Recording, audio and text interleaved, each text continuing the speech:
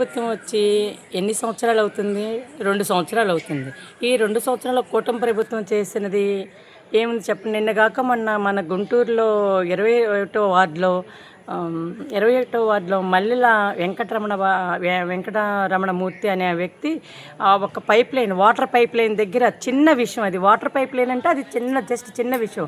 ఆ చిన్న విషయాన్ని ఆమె ఒంటి మీద బట్టలు తీపిచ్చేసి ఇజ్రాయెల్ తోటి 9 మంది చేత ఆమెని నానా చిత్రహింస చేయించి ఆమె మూత్ర విసర్జన చేసేంత వరకు కొట్టారు. అంటే అంత చిన్న విషయాన్ని అంత పెద్ద విషయంలాగా చేసి అది రచ్చ చేశారు. అప్పుడు మన అనిత గారు ఏమయ్యారు? ఆమె కూడా ఒక మహిళ కదా.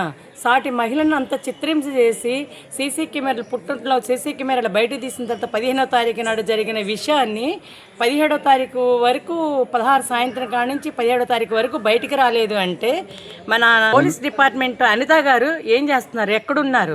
మహిళలకు న్యాయం ఎక్కడ జరిగింది? నిన్నగాక మొన్న తునిలో 2 సంవత్సరాల బాలికను 2 సంవత్సరాల బాలిక ఈ రోజు వరకు ఆ పాపది ఆచూకు తెలియలేదు.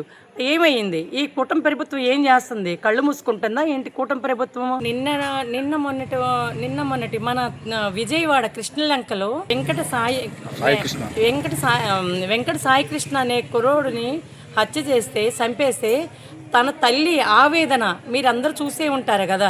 నా కొడుకు బూడిదన్నా ఇమ్మని పదే ప్రతి ఒక్కరిని ఆమె ఆశించింది.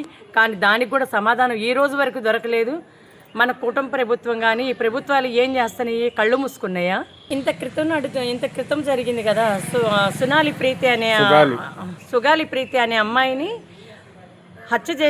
దారుణంగా హత్య చేశారు. అది ఈ రోజు వరకు తేలలేదు. మన పవన్ కళ్యాణ్ ఆమెని ఎలక్షన్లో పదే ఎత్తాడు. ఏమైంది? అప్పుడు ఎలక్షన్లో చెప్పిన మాటలని ఏమయ్యాయి? ఈ రోజు వరకు అది తేలలేదు. మరి ఈ ప్రభుత్వం ఏం చేస్తుంది? కళ్ళు మూసుకుందా? అది మీరందరూ ఆలోచించండి. నేటి మహిళలకి రక్షణ లేదు, రక్షణ కల్పించాలి. సాటి మహిళలుగా గారు ఏం చేస్తున్నారు? ఆమె గారు ఒక్కసారి ఆలోచించుకునే విధంగా కళ్ళు తెరవండి మీరు ఒకసారి.